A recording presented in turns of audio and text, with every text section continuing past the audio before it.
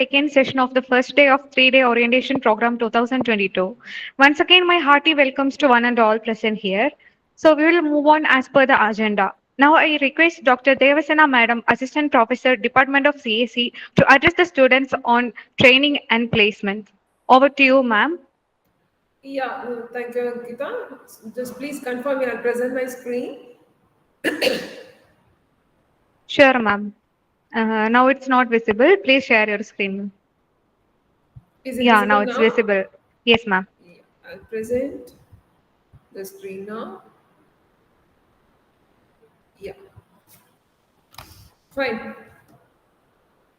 Good afternoon, one and all who join this presentation via YouTube link.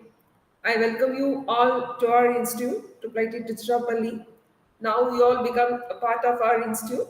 So myself, Dr. G. Devasena, working as an assistant professor in Department of CSE. So here I played the role of TNP faculty in charge. So I'm happy to share the TNP related process to you on the first day of this orientation program. Let me move on to the plan for the session. So in another half an hour, right? In the next half an hour, we are going to discuss about all the training and placement related activities. So the first one is the objective. So in the objective, how the institute is preparing the students to acquire a job in their related field, right?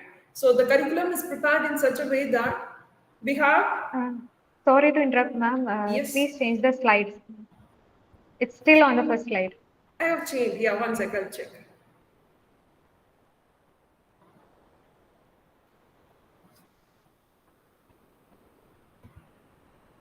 Is it moving now? No, ma'am. It's now on the second slide, outline slide. Outline. Is it moving to the objective slide now? No, ma'am. No. Uh, Ma'am, please exit the presentation mode and we'll go like this. One second.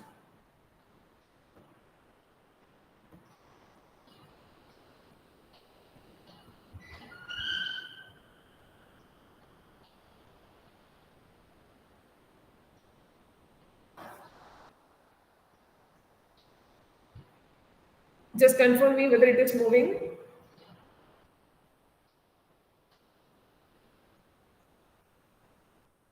Is it moving Yes, ma'am. now? Yes, yes. Now it's objective slide. Yeah, Yeah. fine. Thank you. So in the objective, I'm just going to tell you how the curriculum is prepared based on what it has been prepared.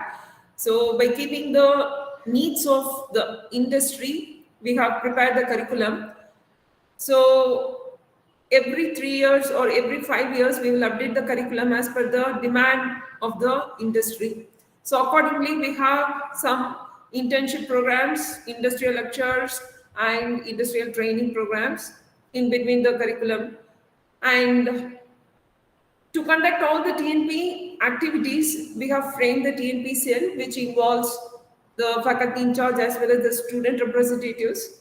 So it's like a teamwork. So we all work together to get a company for campus drive, and some activities will be done before the placement, actual placement process.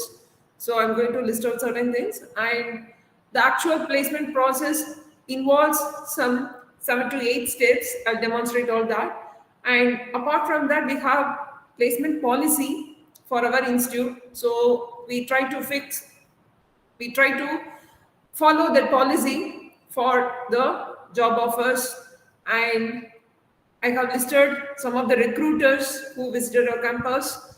And finally, I'll just showcase the statistics of the previous year and the current year, right? So this is the outline of this session. So let me start this with an objective, right? So after the 4 years of duration, right, B.Tech program, right, the school student will be completely transformed to a grown-up adult, right?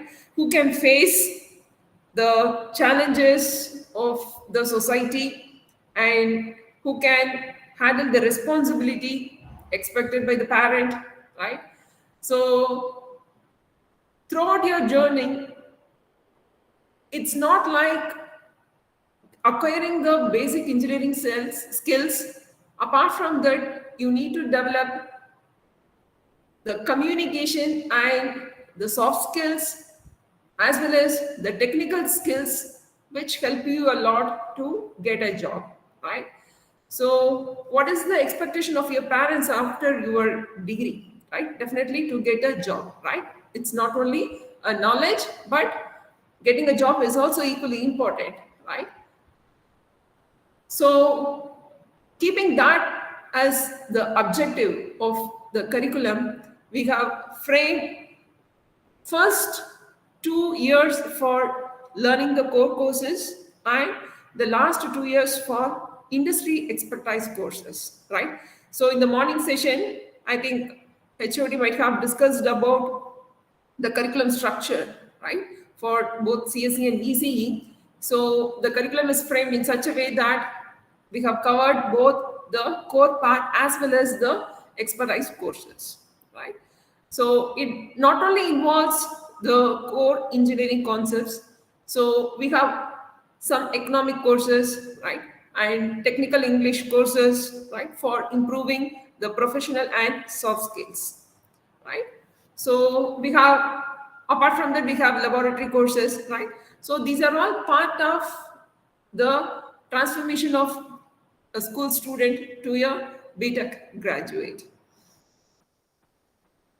So as far as this training is concerned, so training and placement involves training as first, then comes placement, right?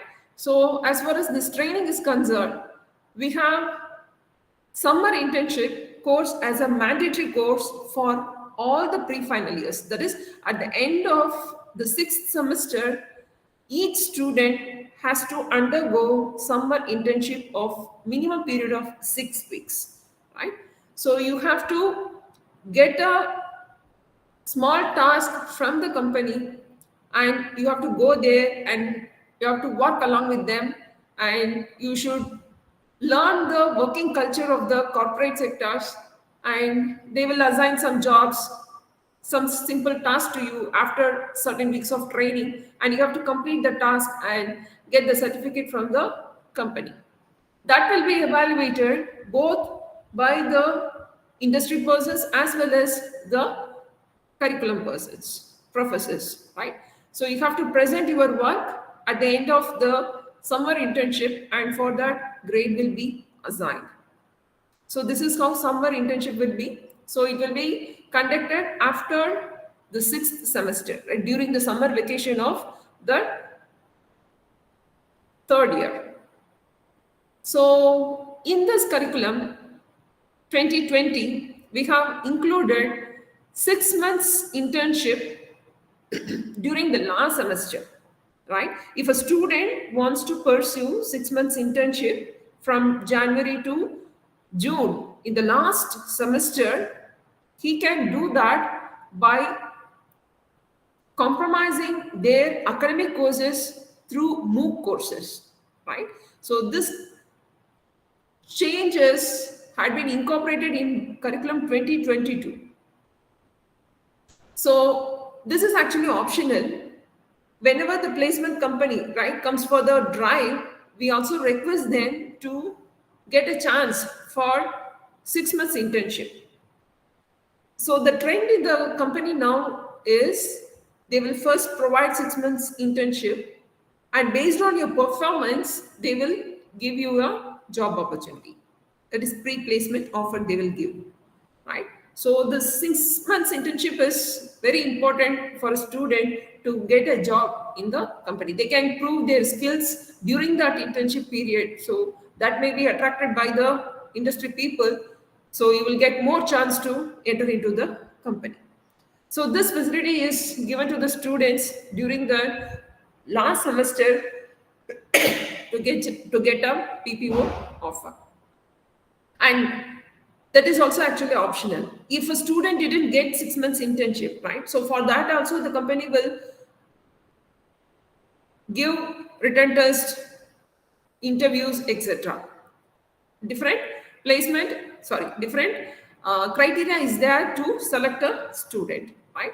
If a student didn't get 6 months internship, so no worries, he can do the courses offered by the institute during the last semester, and parallelly he can attend the placement drive in the on campus, right? So that's why it is kept as optional. And the next comes industrial lecture. So during the 6th semester of the curriculum, so we will give this industrial lecture. We will invite the persons from expert from the various industries on. We ask them to give the lecture on recent emerging topics so that the students will be aware of all those technologies before actually appearing for the placement, right? So that is mandatory course. So every student has to complete all the lectures, and they have to appear for an examination, and accordingly grade will be given for that industrial lecture course.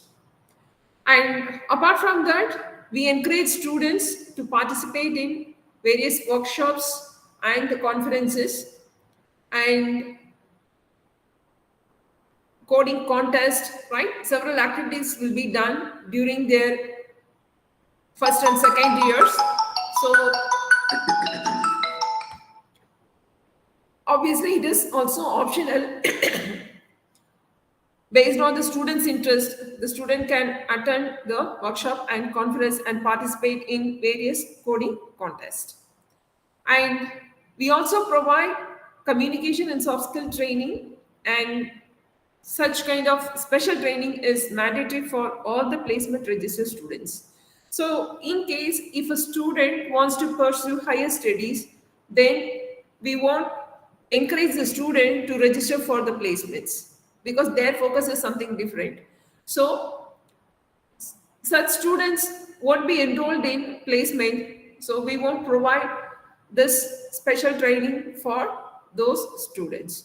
So it is only mandatory for the placement registered students, right? So we have also technical English in the 6th semester so that we can prepare the students to attend the interviews in the upcoming semesters, right? During the placement, 7th and 8th semester, they have to attend the interviews, right? So for that, we are preparing the students to develop those skills in their 6th semester itself, right? So these are all the courses available apart from the basic engineering courses.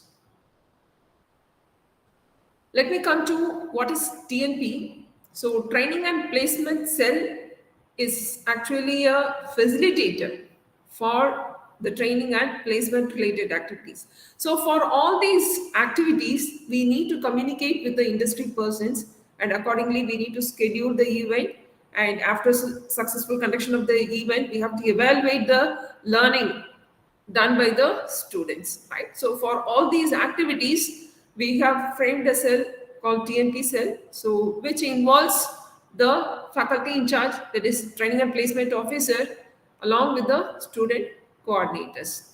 So we all work together to do all the training and placement related activities inside and outside the institute. So right now we have 5 student coordinators from final easy final year students and 4 coordinators from pre-final year students. So they are all doing their job very well, and their job is to find the HR contacts of the company persons, and we will formally invite the persons to conduct the drive for us. So after, I'll just tell you the placement process. In all the steps, these students will be involved to successfully conducting the drive. So before entering into the placement activities, right, some pre-placement activities will be done during the 5th and 6th semester of the program. So we will identify student volunteer team. So in the third year itself, student coordinators will be identified and trained along with the seniors to do all the TNP related activities. So that volunteer team will be selected based on the active participation in the club activities, right? So we explored the remarkable opportunities to offer the students with better background to improve their technical knowledge. We will conduct some of the coding contest, not only coding contest. So through extracurricular and co-curricular activities, we will identify the person who are greatly involved in all those activities and developing their leadership qualities. So based on that, we will find the person to do the training and placement related activities. So apart from this, we also have competitive coding club through which we will conduct intra and inter contest to encourage the students to develop the programming skills. So for any company, the first test will be the aptitude and the programming, right? So irrespective of any department, right, any discipline, whether it may be a civil, mechanical, ECE, triple E, right? So coding is now the part of their skills. Each student should develop the programming skill in any one of the languages, right? So usually this company, they won't insist to code you on so and so language, right? So the language will be your choice. Some of the companies, they will mention that we need only Python developer, right? So in that case, you have to be familiarized with that. So for that also, we have included C and Python programming in the first year itself. The first semester, student will learn C programming, and second semester, student will learn Python programming, right? So if you're familiar with these two languages, you can completely manage the placement activities, right? Placement drive. You can code, right? So that I'm assured of. So it's your responsibility to actively participate in different platforms, right? Like CodeChef, HackerRank, HackerEarth, right? So you can just keep these points in your resume that you have cleared so and so problems in CodeChef platform and secured this much rank, right? So this will actually add the value to your resume, right? Next comes the placement process, right? I'll just explain what is actually done in the TNP cell, right? So the first step in the placement drive, on-campus drive, is to send invitation to the companies for conducting on-campus placement drive, right? So we will post all the student strength, gender-wise strength, category-wise strength, and we will post the curriculum, what are all the courses a student learned during the past semesters, and based on that we will form a job notification form, an internship notification form, and we will post it to the companies. So upon receiving the invitation from the institute, the company will revert back to us with the description, job description, in which they mention the technical requirements. So for what profile they are looking for, and how much package they are offering, and what is the location, whether it is work from home or work from office, right? Everything they will mention in the job notification form along with the selection procedure. In general, the selection procedure consists of the written test, then one round of technical interview, and maybe sometimes two levels of technical interviews will be conducted, and finally, personnel or HR round will be there. So, in the past 2 years, no group discussion is conducted in any of the companies. That's the thing I observed. So sometimes there is a chance of conducting group discussion as well, right? So they will describe everything and they will revert back to us with a job notification form. So we will intimate the description to all the registered students and we request them to apply for the profile. So the students will respond to that description and they will submit their resumes to the TNP cell. The TNP cell will in turn submit all the resumes to the HR and it confirms the slots, right? The dates and time will be confirmed by mutual communication between the HR and the TNP cell. And the date and time will be fixed and intimated to the students, all the registered students. And finally, tests will be scheduled and interviews will be conducted as per the dates given by us. And once the selection process is over, they will send the list of final selected candidates. And they will ask some basic documents to submit after verifying all the documents like mark sheet, ID proof, family card, so and so details they will ask, and after submitting all the things, they will issue letter of intent. Letter of intent is before issuing the actual offer letter, just to confirm the job offer, they will send the letter of intent to training and placement. So the students will be notified of this letter of intent or offer letter and they need to confirm it by signing the document and the TNP cell finally send the signed offer letter to the HR. Right? Hope you are clear with the placement process, right?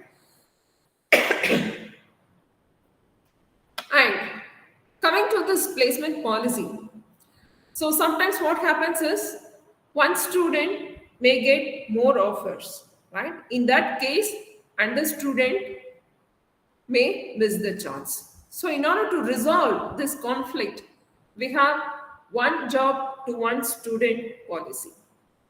In the sense, every student will get equal job opportunity and only few students do not consume up all the jobs, right? We won't allow the students to be more greedy, right? So the opportunity should be given to all the students so that everyone should get at least one offer at the end. So all the students who are expected to graduate, right, are eligible for campus placement registration, right? Basically, if a student has any backlog, right, or pending courses, right, so they are not eligible for any placement related activities. So it is up to the student to secure good grades and without any backlog, he should enter into the 7th semester, right? So during the first week of the 7th semester, we will circulate the registration form for the placements, right? If a student has any backlog at that time, then he is not eligible for registering for the placement, right? So sometimes students may opt for pursuing higher studies. They may prepare for UPSC exams, GATE exams, or any master degree abroad, right? So those students are not permitted to appear for the placement preparation process as well as the registration, right? We encourage the students to prepare for the higher studies and we will support them by providing LOR to the students, right? So if a student does not appear in the subsequent stages, so for example, the selection criteria contains many steps. If a student cleared written test but does not appear for the interview, then he won't be considered for further selection process, right? He or she will be disqualified for any upcoming campus placement trial, right? So it is mandatory that to complete all the selection procedure for completing the drive.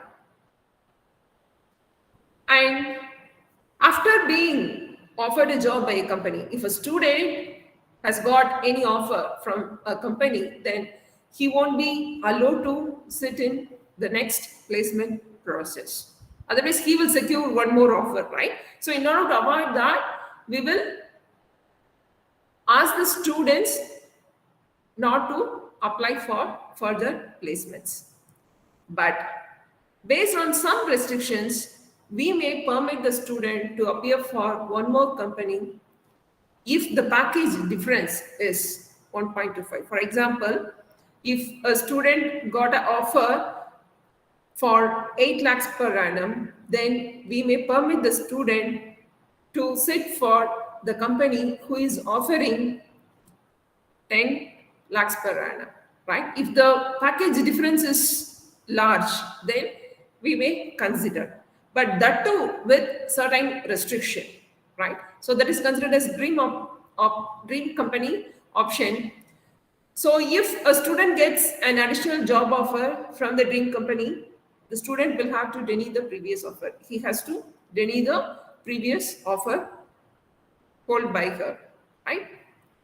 So in case the student is unsuccessful in securing a job offer with dream company, the student may get another chance provided 80% of the registered students have secured a job offer, right?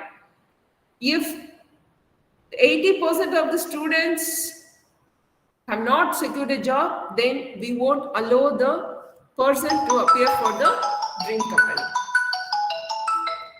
So the limitations on the dream company option is the first job offer received by the student is less than 12 lakhs per annum, and of course this number will vary according to the average package from time to time, right?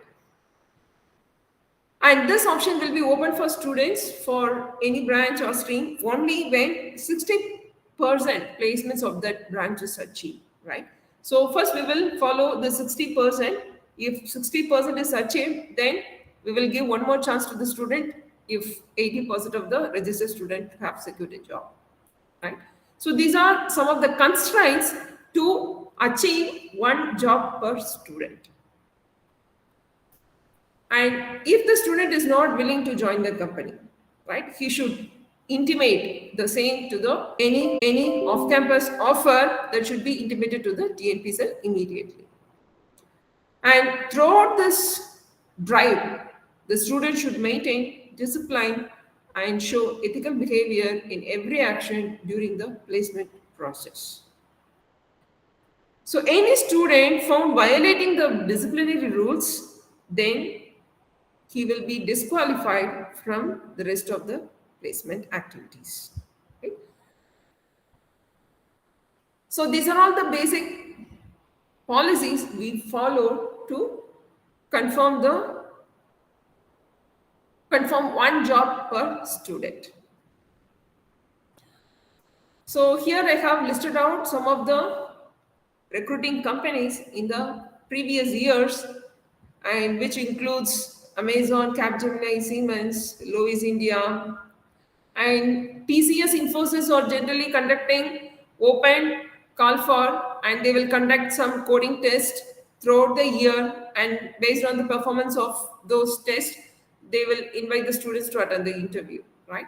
Apart from this, most of the companies are conducted through on campus. And this statistics is available in the website too. So it is the placement statistics of 2022, and which involves the highest package of 27 lakhs, average package of 9 lakhs, and lowest package of 5 lakhs. And we achieved the placement percentage of 93.75 altogether. And highest internship package achieved last year is 40,000 per month. And this is the statistics of the current batch. So far, the highest package is 9.57 as on today. and average package is 8 lakhs and lowest package is 5 lakhs and placement percentage achieved is 63%, right? You can also find the in detail, like detailed placement offers in the website. At last, what is expected from the student at the end of the B.Tech course, right? So the student will be able to develop technical skills, analytical skills, communication skills, and lifelong learning skills, because future is uncertain, right? The technologies will be different when they enter into the working environment, right? So based on the skills acquired during the curriculum, like during the B.Tech course, will be helpful to learn throughout their lifelong, right? And provide innovative solutions to a real world problem. Being an engineer, you are in a position to solve innovative solutions of to a real world problem, and you are in a position to work in a challenging environment. You have to adapt the working environment, and accordingly you should mold yourself to solve the problems. And a student can pursue higher studies both in inside and outside the country, and he may become an entrepreneur, and he may think of developing a startup company and giving job offers to all the other citizens, and he also contribute in R&D work, right? So these are all the expectation from the student part, right, by the institute. Yeah, with that, I'll conclude the session. Hope you're very clear about the placement process done in our institute. Wish you all the best. Thank you.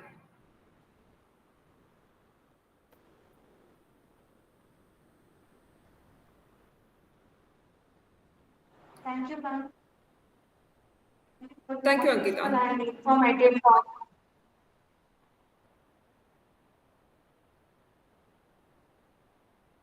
Now, Dr. Sindhu, ma'am, Assistant Professor, Department of Science and Humanities, will enlighten you all with her talk on online educational platform. Over to you, ma'am. Thank you, Ankita, madam. Good afternoon, everyone. I welcome you all to the orientation program of 2022.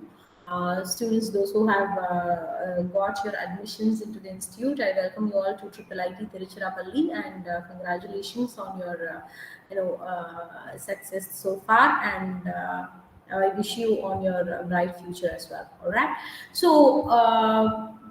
The topic that I am going to deal with must be a bit familiar to you, since we are all, people those who faced pandemic, which is something that nobody has expected. So the unprecedented situation, which has made us realize the unutilized resources that we have around us. Okay, so though technology and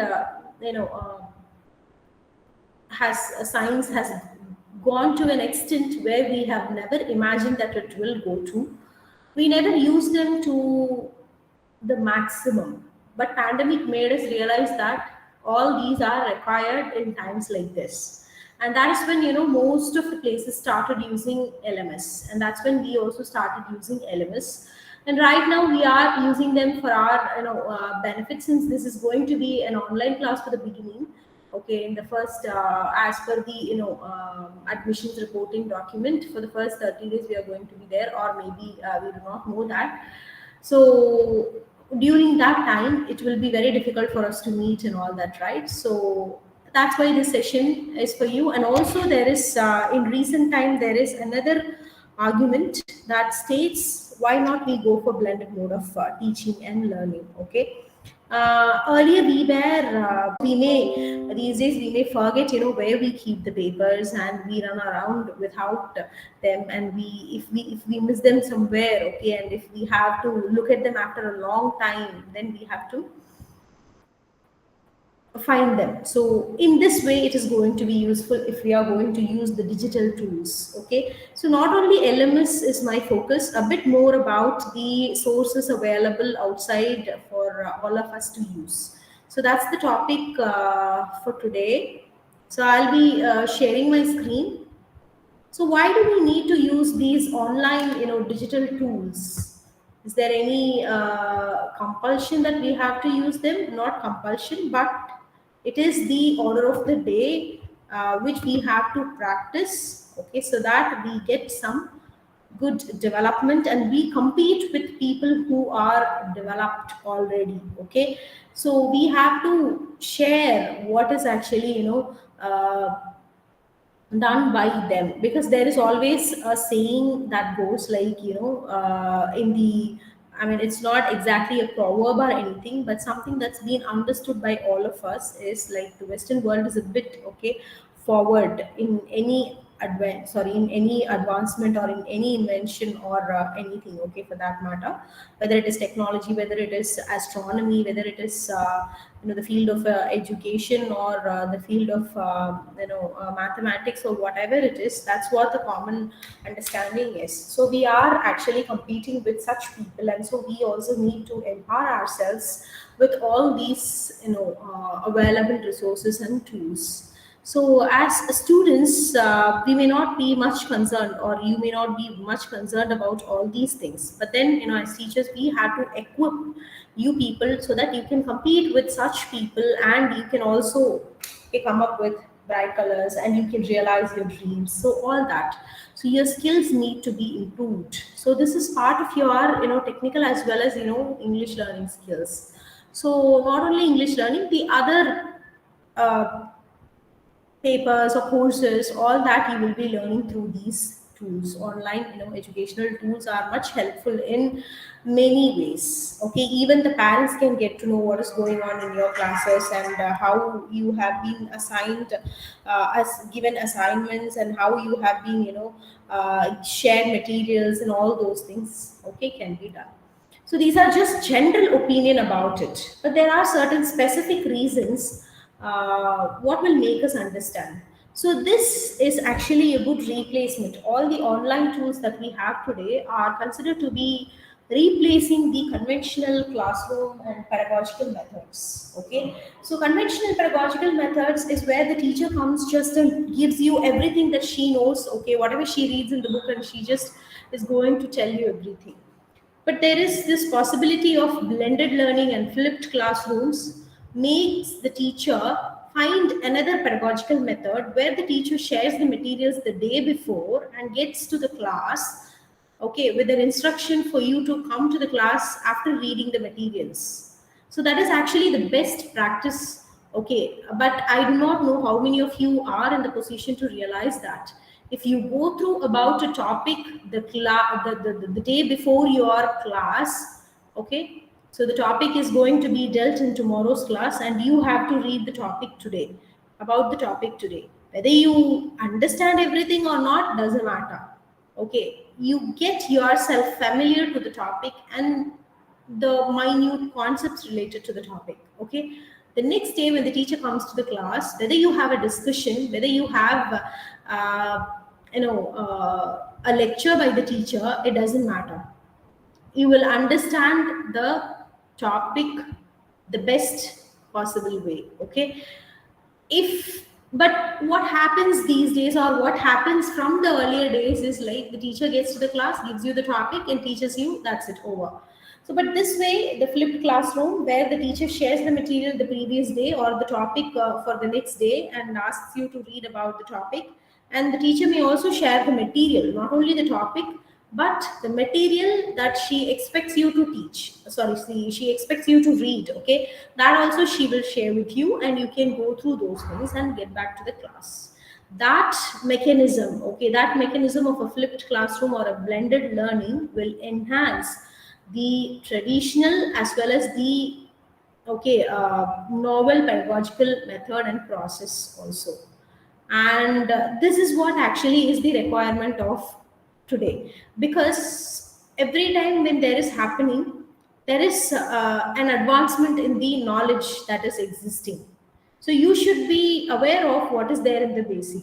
Okay, so we can't straight away go to the advanced level of knowledge that you should know. So by reading those topics the day before, you will get to know the basics also. Okay, so in that way you are a bit,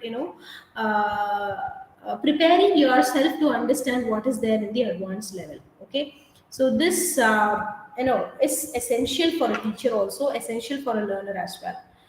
Fine. So apart from that, okay, need of the rapidly changing times is like how the world. See, only after pandemic in India we started using these online digital tools in a huge manner.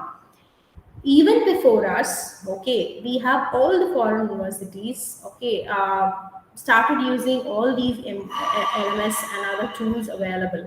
So Canva was one used by many of the foreign universities, and podcasts were released, okay, and many other educational videos were actually published. And one of the legendary institutes, that is my shagships, MIT, okay, MIT, which is in, I believe, in New York. Okay, so they were the first and the pioneers in this field of digital tools and all that, because you are after all studying about them. Okay, and you are the creators, because you people are the software professionals, right? Software or hardware in future, you are going to create the end product. Right now, if you have the chance to use all the end product, you can design better products in future, and you can fulfill the expectations of your, okay, consumers or customers. Fine. So in that way, integrating these tools into education will help you understand their need, their purpose, okay, their ease of access, and many other things. Okay, so finally, the I mean, like, this slide has only this, then we will follow. There are many more reasons. Okay, so it increases the efficiency and the level of knowledge that you gain. Okay, so productivity stands for your ability to understand, analyze, and then use them to evaluate something. Okay, that's what this productivity and the possibility to use them efficaciously. So that's why we need such tools. And also it can help us communicate and maintain presence after even after class hours, not only online class hours. Okay, even after my class, the other day I gave a sample to my students in one of my classes. Okay, how to go about analyzing a case given to them. So for that, I have provided them the steps that should be followed in analyzing a case. So then and there, they may forget what I taught them. But then, okay, if I'm going to share it in the LMS that I have, then they definitely have a chance to revisit those steps that I explained today in class. So in that way, I try to communicate with my students, and I try to keep I'm trying to keep a constant touch with them throughout the semester at least. And one more thing is, in these days, as I mentioned in the earlier in the beginning, that we can share, also store. There was one difficulty address that was about to be addressed when this online classes began. We started using Google Meet, very comfortable. But then when the classes when the students were asking us for materials and other sources, okay, we were just dispersing them through the emails, but they found it very difficult for them to keep them all stored in one place. And that's where this LMS comes into picture and helped us give them the maximum and keep them all in one place. So when tomorrow is the English test, or tomorrow is the Python programming test, so the students were able to go to that specific classroom immediately, that is Google Classroom page immediately, web page immediately, and they were able to get access to all the related materials to the course at one place, okay, without wasting any time in searching for the documents. So apart from that, okay, these tools also give you a chance to express your opinion. Okay, so you can go for question and answer sessions, and you can go for discussions. Okay, so people, when it happened to be online classes for the first time, or maybe even today, okay, if we have online classes, many students have the hesitation to talk. Okay, right now, if it is physical class, to an extent, we can call the name of the student and ask him to speak. But in online classes, we never know whether you are present or not. And even in the other cases also, like after the class, you may come up with an idea in your mind. So which can be actually, recorded in our online discussions. So all these opportunities are available in LMS. Okay, and also it indirectly encourages the students to communicate with each other, so that they can tell their opinion, they can share their view, and they can guide the other person in completing the work that's been assigned online or assigned, okay, to all of them. And it is also easier for you to meet experts from all around the world when digital tools are used. Okay, so we all know that we were all flooded with a lot of webinars during the time of the pandemic on various topics. That, there was no topic uncovered. Okay, so all of them were covered, whatever topic is there under the sky, A to Z. Okay, so all that were covered during the period only with the help of these tools, like Facebook Live, Instagram Live, Zoom. Okay, and we have many more, Gmeet and Team. Okay, and Cisco's is there. Okay, Webex is there. So many are there. Fine. So all those were come in handy and helped you go ahead with that. And when it comes to closely look at the educational tools alone, the first one are going to be instructional tools. So when we think about instructional tools, we have a lot. Okay, so whiteboards like Jamboard. Okay, Google has provided us with the whiteboard, which is called as Jamboard. That's more comfortable. Okay, many of my class students have submitted their paragraph writing assignment in that. Okay, that was really very helpful. And writing pads are available, which are hardware devices. Okay, where the teacher writes and everything reflects on the screen. That is also helpful. And also Zoom and other, Moodle, and also Google Classroom. All these were used for the purpose of teaching the students. Okay, as an aid. Okay, in the pedagogy, that is instructional, includes learning as well as teaching. So all for that purpose, they were all helpful in doing that. And it was also easy for a teacher to record their lectures and give to the students often, so that they can get back to those lectures if they have missed them. Okay, and they can make notes, and they can actually use them to revise whatever was taught in the class also as well. Fine. Apart from these, we have the next type, that is content development tools. Content development tools were also came into vogue only during the time of pandemic. They were there earlier, but nobody was paying much attention to that. After that, there was a boom, okay, in all these things. Okay, not only content development tools, there are also a lot of assessment tools as well. Okay, so those were also paid much attention, because those were all in higher demand. Okay, so that is when we have the chances to explore Edpuzzle. That is one website which is really very useful for us to give assignments to the students when it comes to language teaching. Okay, and podcasts, many where that many teachers were able to record their own audio lectures and podcasts. And Audacity was one software which helps you to record that. Okay, and create video as well as audio files. And then YouTube was there. Okay, people were video recording their lectures through cameras and other things, and they were posting them online for the benefit of the students, and they just shared the link with the students, and that's it. That's how many colleges and many instructions were taken. And even today, those videos are present online, which you can go and have a look at and learn from them. Okay, and Vimeo is the other one.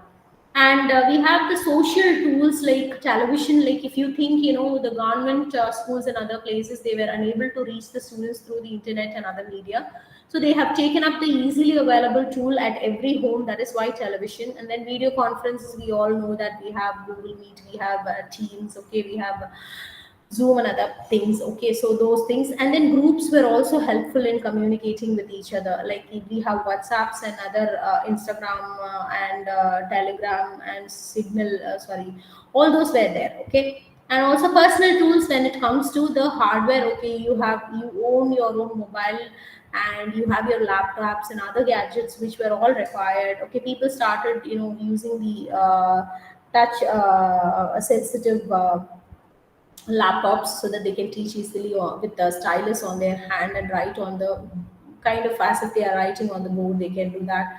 So all those were there. Apart from these, the major part is about people, because the pandemic does not leave anyone without the problem of economy. Okay, economy, that I mean to say the financial problem in the family. Okay, so that's when there was this boom, and that's when we have started receiving a lot of e-resources as open resources through OER, that is Open Educational Resources Commons is one platform, and Creative Commons is the other one, and Merlot is another place where you can find a lot of open resources, that is ebooks. Okay, and there are all also articles which are available for free, and video materials, audio materials, books. Okay, so many things where started getting into the website and easily available to all the readers all around the world, educating them even when there was financial problem. Even as far as I remember,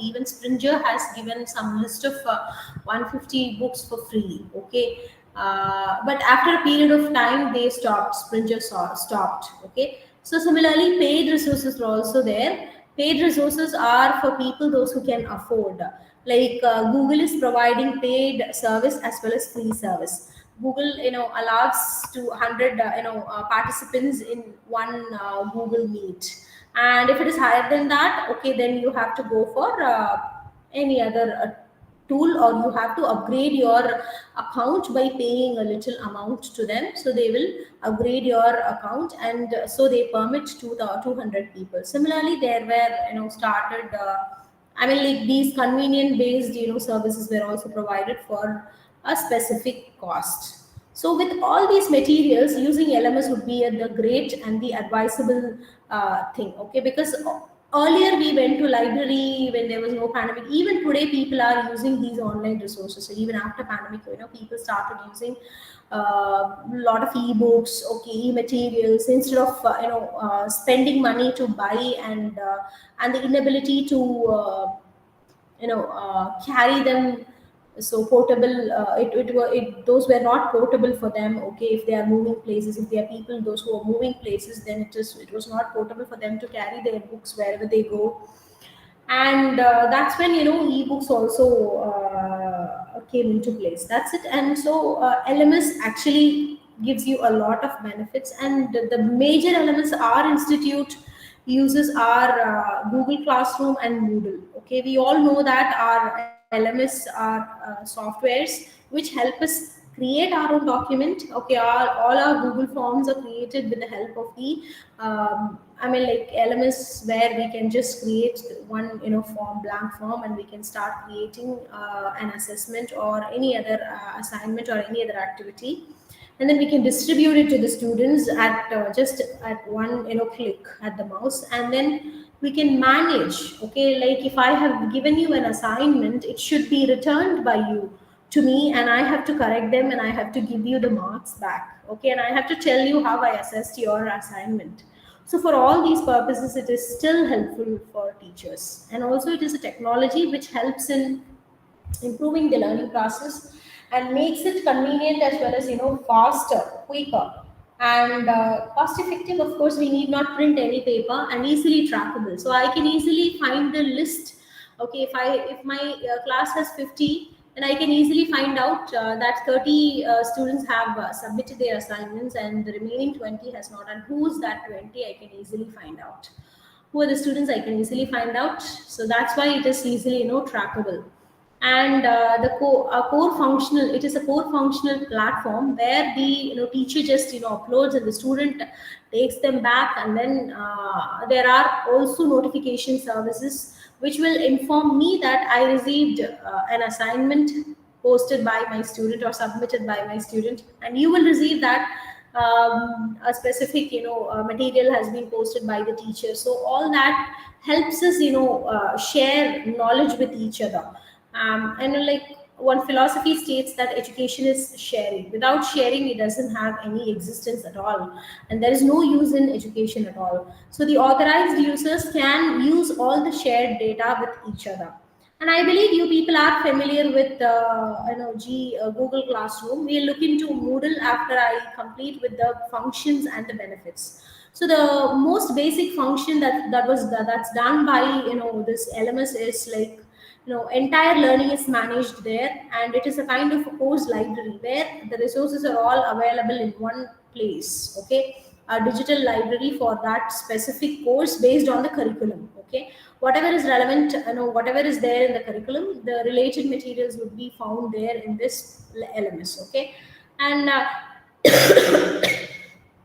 it also tests your ability, and also it helps the teacher to content any author or author any content to reach the students. And finally, it is also possible for the teacher to certify and compliance. And that is, I can assign you marks, I can give you appreciation, I can give comments on your writing, and I can give my feedback on your writing, and I can help you develop in your own writing. Okay, so that's again known as an extended enterprise as well. So where I am able to give feedback, and you can also question me back, madam, why did you reduce my marks to this? Okay, you can also ask this. So where there is a possibility for discussion as well, or where there is a possibility to understand why, okay, something has happened and why is this mark reduced and all that. So it is a common thing and helpful to both teachers and students. And there are some more benefits. Okay, it simplifies our learning, and it helps us access our resources and materials in one single place without wasting any time. So it is accessible, and it is time saving, and it integrates our learning. So technology is integrated into the learning. And when I in the for the first time when I was using Jamboard, it was actually a good thing for me because I learned something new. And some of my students were a bit hesitant using that because that was new to them. But I told them that you learn this, it is one other technology or one other tool that you learn to use it, which you may use in future, you may not use in future, but you know what it is and you know how useful it is in completing the assignment given to you, or completing in the task given to you, or planning the task given to you. So many ways it is useful. And when you are working together, you can share just one Jamboard, and you can ask the others also to contribute in this. It is more like a cloud document where everybody can see anything. Okay, in that way, it is very helpful in collaborative learning. As I told you before, GCR and the Moodle, these are the two that we will be commonly, the teachers would be commonly using. And in this GCR, you must be familiar with, because schools, you were, you were also experiencing pandemic. Okay, so when you were in school, so by the time teachers would have majorly used, a lot of the teachers must have majorly used GCR. Anyway, I'll show you what GCR is. And okay, I'll just show you this part. Okay, so from your Google, okay, this is my Google account. Okay, I keep this open. Okay, I kept this open, I logged in and kept this open. So here, if you go to this three dots and like pull the scroll it down, you can see classroom here. Okay, and since this is the teacher's account, you can see the courses that I am actually handling. Okay, for every semester I have been handling these courses. So this is, if this is one of the courses that I started, okay, I would share this link with the students. Okay, so I would share this classroom code with the students. Okay, and the students would just come to the Google Classroom, and they will just join. Okay, they will just join one of the courses. So either if you click here, you can join a class or you can create a class. Anybody can create a class and anybody can join a class. But joining a class, you need, okay, an invitation or the classroom code you require. So if you click this join the class, okay, there will be a code that would be asked. So you can just go give your code, and before that, if your email ID should be this, you can keep this, or if you want this to be switched, then you can switch accounts and you can join this classroom and then start enjoying your course. Fine. All right. So this is about Google Classroom, and you must be familiar, I believe.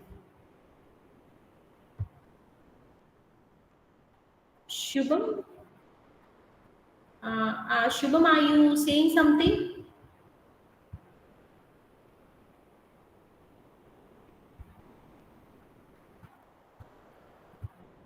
Pardon?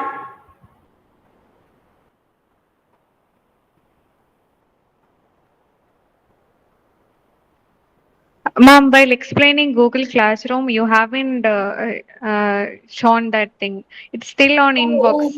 okay, fine. Sorry about that. I don't know. Maybe due to an internet problem or what, I don't know. But okay, fine. So that actually, that tab was not shown. Sorry about that. Okay, thank you so much for bringing it to my knowledge. Okay, so this is the Google Classroom. So here you have this plus symbol. Okay, here if you go, you can either join the class or create the class. Anyway, the teacher must have given you the code. Okay, so I hope the screen is visible. Is it? Yes, ma'am. Yes, ma'am. Okay, fine. Thank you. So now, if the teacher has provided you with the code, please go to this join class, and then ensure that you use. If the teacher has given you any instruction of using only the institute's email ID or your personal email ID, whatever is the instruction that you receive, so accordingly you switch account and then add the class code here. Okay, and this join will get enabled, and you can join this class just by clicking here. You can join this class, and whatever material is posted in this class, okay, you will receive those as email notifications. Okay, so email notifications you can go, or like I mentioned earlier, from your Gmail as an extension, you can go to your classroom and enter into the classroom, and if you go to classwork, you will have all the classwork listed out there. Okay, so that's it. So this is what actually is Google Classroom all about. And whenever there is an assignment or anything is given, then you may have to attach your assignment. Okay, check for the possibilities. And sometimes what happens is we will actually just give the link here, so you may have to go to the link and you have to just give your attendance here. That's it. Okay, so your CT1 or your CT2, we will just take attendance. So by then we will just give you the link, and so you have to click this form and you will be taken to the next external, okay, tab, okay, where the form appears like this, and you just have to enter your own roll number here. That's it, over. Okay, so that's what actually that's about the GCR. The next one is actually Moodle. Okay, Moodle is a bit found a bit difficult for people. So wait a minute, I'll go to Moodle also. Okay.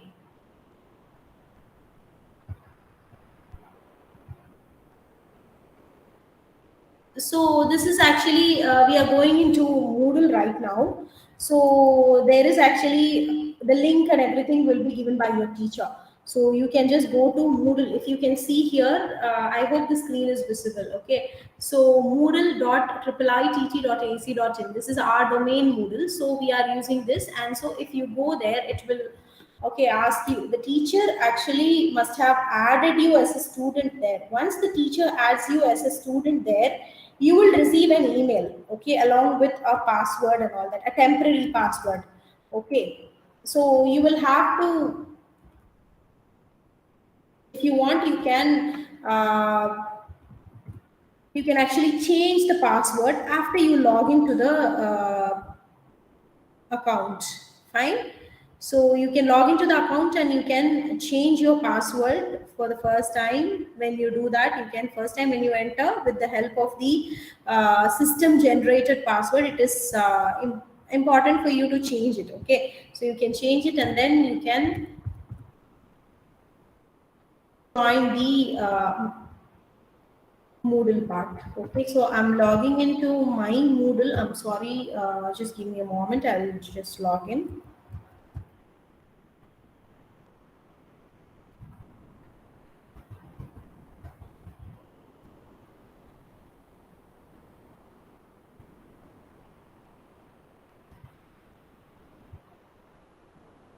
So I logged into my Moodle. Okay, this is my Moodle. As an instructor, this is how I see my Moodle. But right now I'm trying to choose a course here. So if I choose this course, these were the courses that I was offering through Moodle learning platform. Okay, Moodle language management platform. Now I'll show how it appears to you. Okay, so whenever the teacher posts any lecture or any video, this is how it appears. So based on the description given by the teacher, your dashboard will show all these things. Okay, so in this, if you can go here, and you can also go there and straight away go to the topic. So here is a video resource I added. So video on effective listening and all that I have given here. So there is an exercise that I have assigned to the students. So straight away it will take you to the website where you are supposed to do the quiz. Okay, it is a listening quiz which you are supposed to do, and so you will complete it and you will get back to class. Okay, so that's what the plan is. Okay, so this is the other way, and the teachers also share the assignments here. The only difference is Moodle requires a bit of a bandwidth and a stable connection, but Google does not, demand you that. So most of us, and also Google is more, user friendly than Moodle. So most of us prefer Google Classroom. Okay, even as student, even as teacher, we all kind of have that same opinion, I guess. But anyway, you can go and you can explore on your own in Moodle also.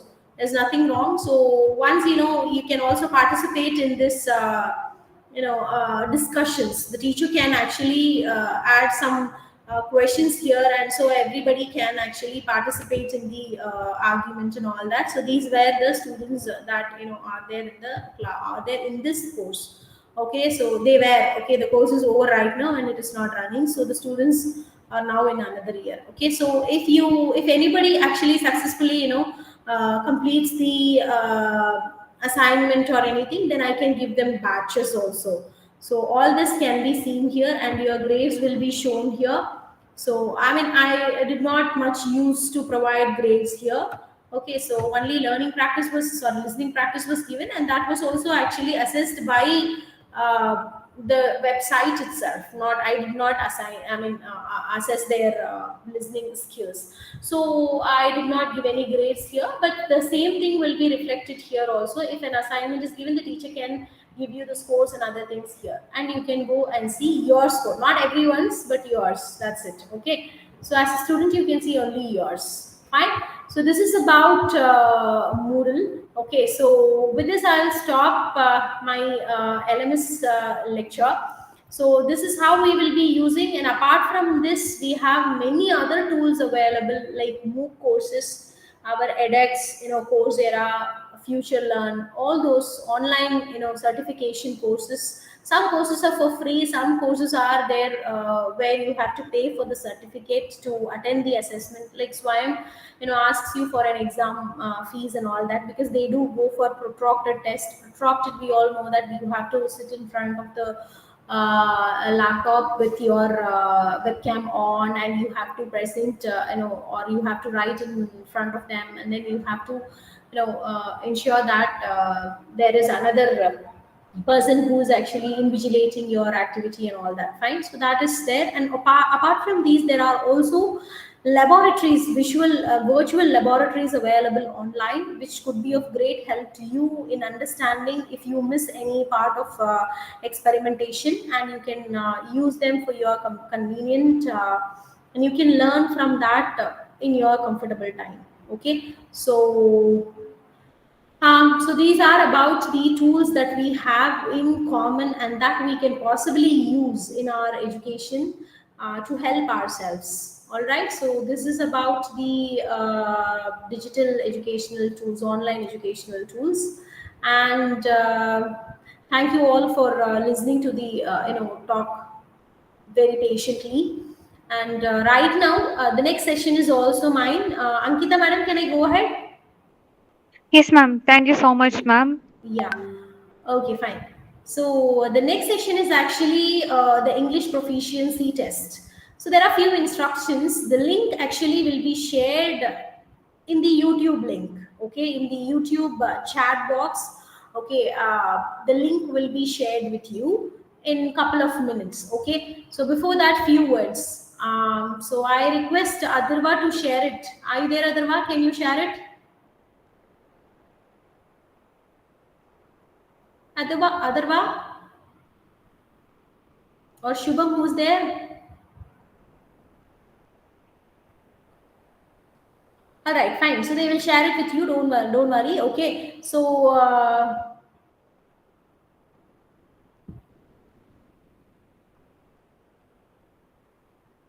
Yeah, please be available online. who? All right. Anyway, the test. Okay, the test link will be shared right now in YouTube. And after that, I would like you people to go through the questions slowly and answer. This is not going to be a test which assess how much you can, do and all that. But this is just, giving you an awareness on the language that you know. That's it. Okay. So what level are you in? This is more like, testing your own self and trying to find out what's your level. That's it. Okay. So helping yourself realize whether you need any kind of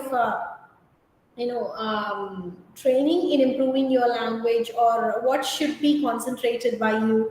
Like, all those are very basic questions only, so you need not worry about that. Okay, you can just relax and do that. It is not a test which is going to assess your grade or anything. So don't be worried too much about it. But I would like every one of you to participate in this test and submit your answers. And if you have any queries, you can write it in the YouTube chat box, and we would definitely get back to you and clarify your doubts.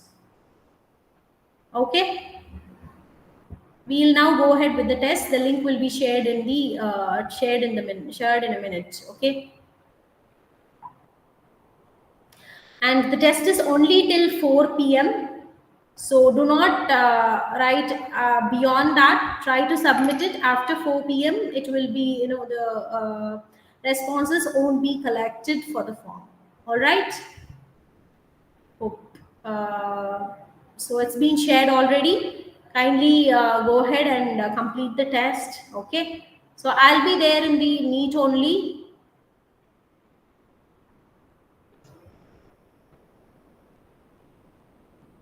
So I'll answer your queries.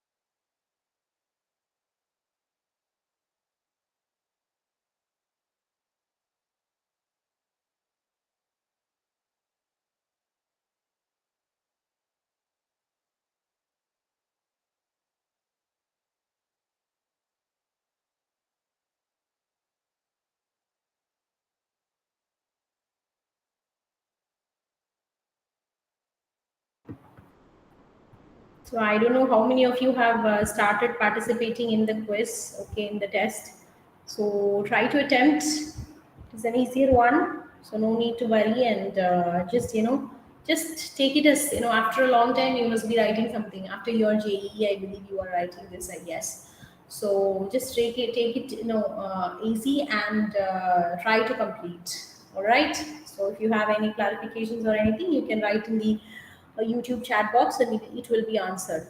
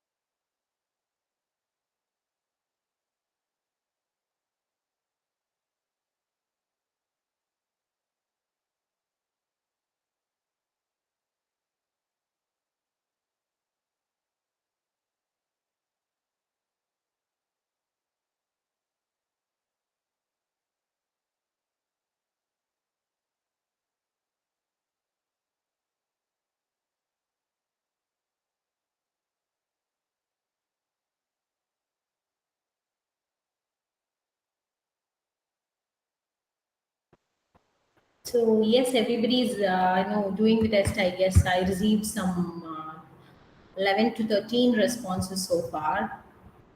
So I'm happy about that. So the others also, please quickly do it and check your own level and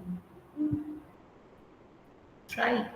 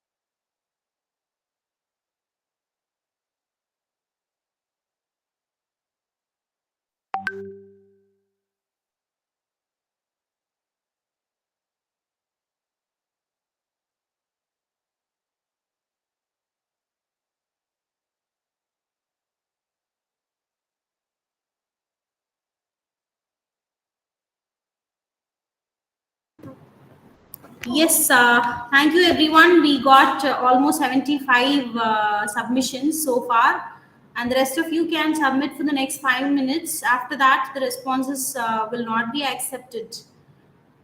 Thank you so much for joining the test and submitting your responses. Thank you. Adarva, thank you so much for assisting me, helping me in this.